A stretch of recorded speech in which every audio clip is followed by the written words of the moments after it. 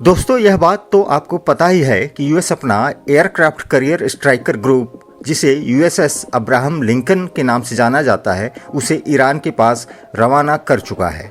अपनी बात मनवाने के लिए वह ईरान पर लगातार दबाव तो बना ही रहा है। हमले पर कभी हाँ कभी ना का उसका रवैया ईरान को पसोपेश में डाले हुए है।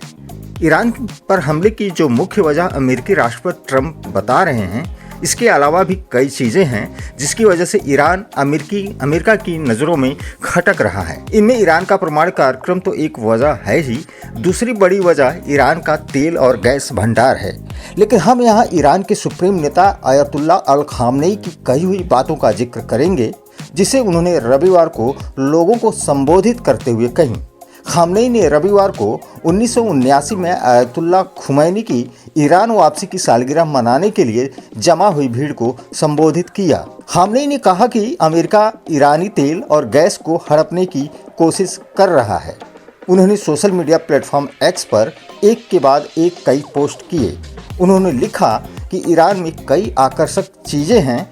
इसका तेल, गैस, भरपूर खनिज और भौगोलिक स्थिति आकर्षक है। अमेरिका इस देश पर फिर से कंट्रोल करना चाहता है, जैसा कि उसने पहले किया था। उन्होंने आगे लिखा है कि 30 से ज़्यादा वर्षों से अमेरिकी ईरान में मौजूद थे। ईरान के रिसोर्स, तेल, राजनीति और सुरक्षा सब उनके हाथों में थे। सब कुछ उनके कंट्रोल में था। अब जब उनकी पकड़ कमजोर हो गई है तो वे वापस आने का रास्ता ढूंढ रहे हैं। ईरानी कौम मजबूती से खड़ी है और उन्हें ऐसा करने से रोक रही है। ईरान के सुप्रीम लीडर का ये बयान उस वक्त आया है जब अमेरिकी हमले का खतरा बना हुआ है।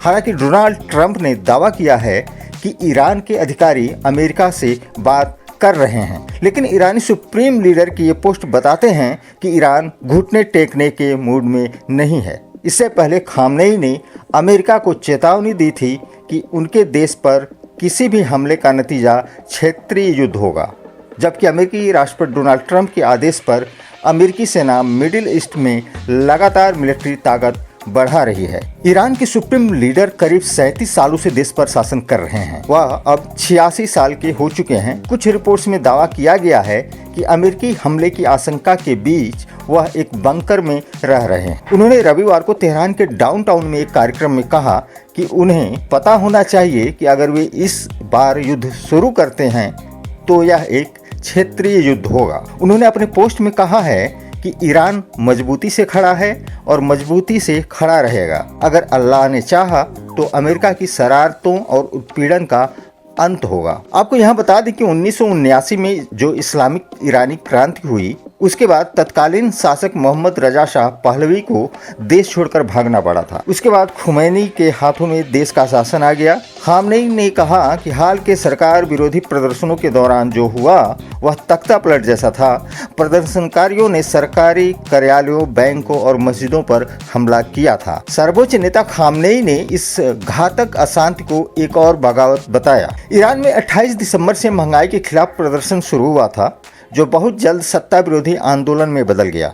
संयुक्त राष्ट्र, अंतर्राष्ट्रीय मानवाधिकार समूह और ईरान सरकार के विदेश में रहने वाले विरोधियों का कहना है कि विरोध प्रदर्शनों के दौरान सुरक्षा बलों ने हजारों लोगों की हत्या कर दी। अल जजीरा के मुताबिक संयुक्त राष्ट्र के एक स्पेशल रैपरेटर में कहा गया है कि मरने वालों की संख्या 20,000 से ज्यादा हो सकती है। हालांकि इसकी कोई पुष्टि नहीं हो पाई है।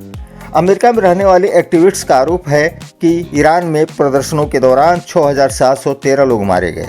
उनका दावा है कि 17,000 अन्य मामलों की जांच की जा रही है। दूसरे सोर्स इससे भी ज़्यादा आंकड़े बता रहे हैं। ईरान की सरकारी मीडिया में कहा गया है कि विरोध प्रदर्शनों में 3,117 लोग मारे गए, जिनमें 2,427 आम नागरिक थे और बाकी सुरक्षा बलों के सदस्य थे। ईरान के राष्ट्रपति मसूद पेजेश्कियन ने इस हफ्ते मारे गए हर एक नागरिक के नाम की जानकारी सार्वजनिक करने का वादा किया था, लेकिन उन्होंने इसके लिए कोई टाइमलाइन की जानकारी नहीं दी। दरअसल ईरान में प्रदर्शनों के दौरान कितने लोग मारे गए, इसके अलग अलग आंकड़े और दावे हैं। इंटरनेट चूंकि पूरी तरह से बंद था, तो वहाँ पे क्या चल रहा है इसकी पूरी जानकारी दुनिया के सामने नहीं आ पाई। अंतर्राष्ट्रीय मीडिया की पहुंच से भी ईरान दूर था। मौतों पर विश्वसनीय स्रोत क्या कह रहे हैं, फिलहाल उसी को मानना होगा। दोस्तों, हमारी इस वीडियो को लाइक, शेयर और चैनल को सब्सक्राइब जरूर करें। धन्यवाद।